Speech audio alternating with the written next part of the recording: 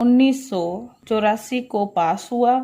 But इसका जो नाफिजुल अमल है वो 5 जुलाई से कंसिडर किया गया। बट इसका हम प्रीएम्बल देखते हैं, जो शुरुआत है इसकी वो क्या कहती है। जिस whereas it expected to revise, amend, or consolidate the law of evidence is to bring it in conformity with the injunction of Islam as laid down in the Quran and Sunnah। यानी इसके शुरुआती preamble में ही ये बताया गया कि जैसा कि इसको जो है रिवाइज किया गया है, अमेंड किया गया है, कंसोलिडेट यानी एक जगह इकट्ठा किया गया है, किसको, लॉ ऑफ एविडेंस को, जो कि इस मतलब कन्फर्मिटी यानी एक हद तक पुख्ता हिदायत जो दी गई हैं इस्लाम के अकॉर्डिंग और जो कि बताई गई हैं कुरान और सुन्ना में, ये इसका प्रीएम्बल है। How therefore in the pursuance of the proclamation of the fifth day of the July 1977 and in the exercise of all powers enabling him in that behalf the president is pleased to make the following order। जबकि इसके जो pursuance है और proclamation या declaration के ये बताया गया है कि ये जो नाफिजुल अमल है, जैसा मैंने पहले बताया कि ये 5 जुलाई को 1977 से नाफिजुल अमल है और इसके जो ऑल पावर्स हैं वो जो है ना इस बिहाफ पे पावर्स दिए गए हैं कि प्रेसिडेंट के मुताबिक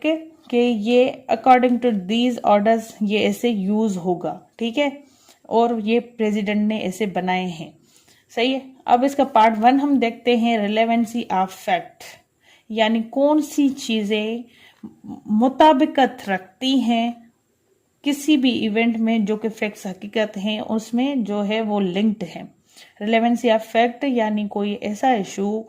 जो कि हुआ है, कोई भी इंसिडेंट, तो उसमें रिलेवेंसी है या नहीं है, वो इसे हम चैप्टर्स के बीच में देखेंगे, ठीक है। यानी इनके जो आर्टिकल्स हैं वो हमें बताते हैं कि क्या चीज़ होगी क्या चीज़ नहीं होगी, वो हम देखेंगे तो हमें पता चल जाएगा। बट पहला चैप्टर ही जो है वो इसी हिसाब से है, रिलेवेंसी, पहला पार्ट है रिलेवेंसी ऑफ फैक्ट, और जिसमें चैप्टर नंबर 1 है प्रीलिमिनरी, जिसमें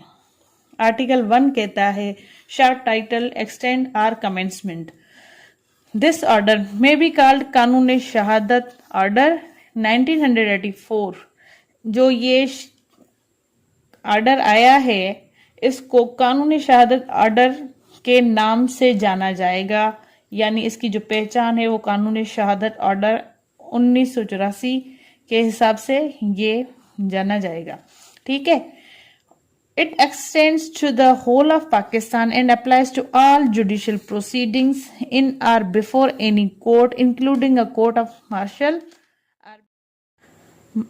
a tribunal, or other authority exercising judicial or quasi-judicial power of jurisdiction, but does not apply to proceeding before an arbitrator। अब इसको जो है ना पूरे पाकिस्तान में नाफिजुल अमल यानी इसका जो फैलाव है, इसकी जो एप्लीकेशन है पूरे पाकिस्तान में है, और इसकी जो एप्लीकेशन होगी वो जुडिशियल प्रोसीडिंग्स में होगी, वो जो है कोर्ट के अंदर जो कोई भी प्रोसीडिंग चल रही है उसमें, जिसमें इंक्लूड है, जिसमें शामिल है मार्शल वाली court, court of martial, tribunal, या कोई ऐसी अथॉरिटी जिसको जुडिशली एक्सरसाइज कर रहे हैं, ठीक है, या फिर quasi judicial power of jurisdiction, यानी ऐसी कोई पावर जो के कोर्ट दे किसी और जुडिशियल प्रोसीजर जुरिस्डिक्शन को कि आप हमारी पावर को यूज करें और ये काम आप करें, ठीक है। क्योंकि मसले तो होते हैं लेकिन कोई किसी हद में होता है, कोई किसी हद में, तो जो काम को हल्का करने के लिए यानी बर्डन को कम करने के लिए ये चीजें भी quasi judicial powers of jurisdiction भी होता है एक, तो ये भी जुरिस्डिक्शन वगैरह पावर को यूज करके उसमें भी क्यूएसओ ऑर्डर यूज होगा। बट ये जो है ना अप्लाई नहीं होगा किन प्रोसीडिंग्स में, जो के आर्बिट्रेटर यानी जो सालिस है ना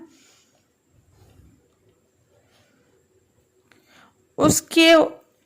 प्रोसीडिंग्स में क्यूएसओ का कोई भी किरदार नहीं है, यानी ये क्यूएसओ वहां पे यूज नहीं होगा। बाकी जो भी ट्राइब्यूनल हैं, जुडिशियल प्रोसीडिंग से, कोर्ट ऑफ मार्शल की प्रोसीडिंग से, quasi judicial powers of jurisdiction है, उसमें भी सारी चीजें में सिर्फ आर्बिट्रेटर में यूज नहीं होंगी। ठीक है, अब थर्ड इसका जो सब आर्टिकल है वो कहता है it shall come into force at once. ये बस एक ही दफा अमल में आया, उसके बाद ना इसकी कोई सस्पेंशन है ना कोई अमेंडमेंट्स तो खैर होती हैं, लेकिन वो भी इस्लामिक इंजंक्शंस के हिसाब से। ठीक है, ये एक ही दफा अमल में आया है, उसके बाद इसको कोई मतलब नहीं, यानी ये अमल में चलता रहेगा। सही है, ये था इसका आर्टिकल नंबर 1।